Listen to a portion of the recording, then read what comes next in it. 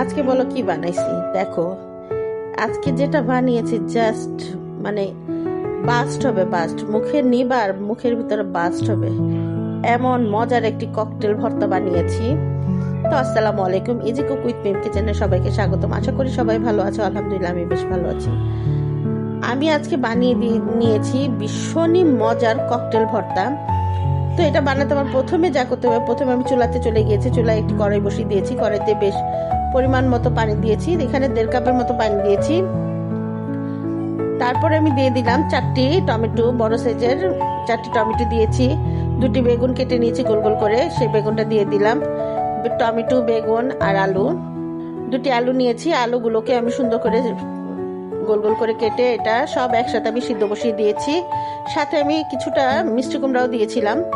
সব একসাথে আমি সুন্দর করে এগুলোকে সুন্দর করে সিদ্ধ করে নিয়েছি। সিদ্ধ হয়ে যাওয়ার পর আমি সবজিগুলো যখন একদম সুন্দর মতো সিদ্ধ হয়ে গেছে, পানিটা একদম শুকিয়ে গেছে, এই সবজিটার পানিটা একদম শুকিয়ে ফেলতে হবে, গায়ে গায়ে যেন পানি একদমই না থাকে।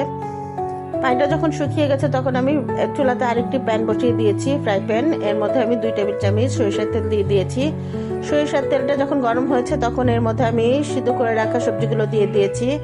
খুব সুন্দর করে এটাকে আমি এখন ভেজে নিব, একদম লাল লাল করে ভেজে নেব। এটা সুন্দর করে ভেজে নিলে, একটু পোড়া পোড়া করে ভেজে নিলে এটার থেকে একটু খুব সুন্দর একটা ফ্লেভার আসে, স্মোকি একটা ফ্লেভার আসে, ভর্তার টেস্টটা আরো বাড়িয়ে দেয়। তো দেখো এই যে খুব সুন্দর করে কিন্তু আমার কিন্তু ভাজা হয়ে যাচ্ছে। এগুলোকে আমি খুব ভালো করে ভেজে নেব, একদম সুন্দর করে পোড়া পোড়া করে ভেজে নিব। এই ভর্তাটা খেতে যে কি পরিমাণ মজা, জাস্ট একদম বাস্ট করে মুখের ভিতরে, এত মজা হয় ভর্তাটা খেতে। এবার আমি একটা ম্যাশার দিয়ে খুব সুন্দর করে দেখো আমি এগুলোকে ম্যাশ করে নিচ্ছি গরম অবস্থাতেই, একেবারে সুন্দর মতো ম্যাশ করে নিচ্ছি, সব যেন একসাথে মিশে যায়। ম্যাশ করা হয়ে গেলে আমি ভর্তা বানাতে চলে যাব। দেখো আমি একটা বলের মধ্যে সুন্দর মতো আমি কতগুলো শুকনো মরিচ নিয়ে নিয়েছি। ঝালটা যার যার পছন্দ মতো নিবা, আমি মিডিয়াম ঝালটা খেতে পছন্দ করি। আমি এখানে শুকনো মরিচও নিয়েছি, কাঁচা মরিচও দিব কিছুটা, কাঁচামরিচ কুচি করে নিয়েছি, সেটাও দিয়ে দিচ্ছি। আমি 1 মুঠো পেঁয়াজও দিয়ে দিলাম। খুব ভালো করে এখন পেঁয়াজ, কাঁচামরিচ, শুকনো মরিচ একসাথে মেখে নিয়েছি। এবার আমি বেশ কিছুটা ধনিয়া পাতা দিয়ে দিয়েছি। এখনকার ধনিয়া পাতাগুলোতে খুব সুন্দর একটা ফ্লেভার আসে, একদম তাজা ধনিয়া পাতার গ্রান খুব ভালো আসে, বেশি করে দিলেও খেতে খুব ভালো লাগে। তো আমি বেশ পরিমাণ ধনিয়া পাতা দিয়ে এখন ভর্তাটা খুব সুন্দর করে মেখে নিলাম। ভর্তাটা মাখা হয়ে গেছে, এর মধ্যে আমি এক পিস লেবুর রস দিয়ে দিয়েছি।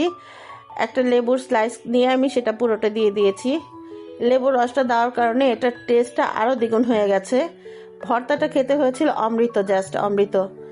তোমরা চাইলে আমার এই ভর্তাটি বাড়িতে একবার ট্রাই করতে পারো, আশা করি নিরাশ হবে না, খেতে হয়েছিল খুবই মজা। তো আমার রেসিপিগুলি যদি তোমাদের ভালো লাগে অবশ্যই আমার চ্যানেলটি সাবস্ক্রাইব করবা, লাইক কমেন্ট শেয়ার করবা। তো আজকের জন্য এই পর্যন্ত, সবাই ভালো থাকবে, সুস্থ থাকবে, আল্লাহ হাফেজ।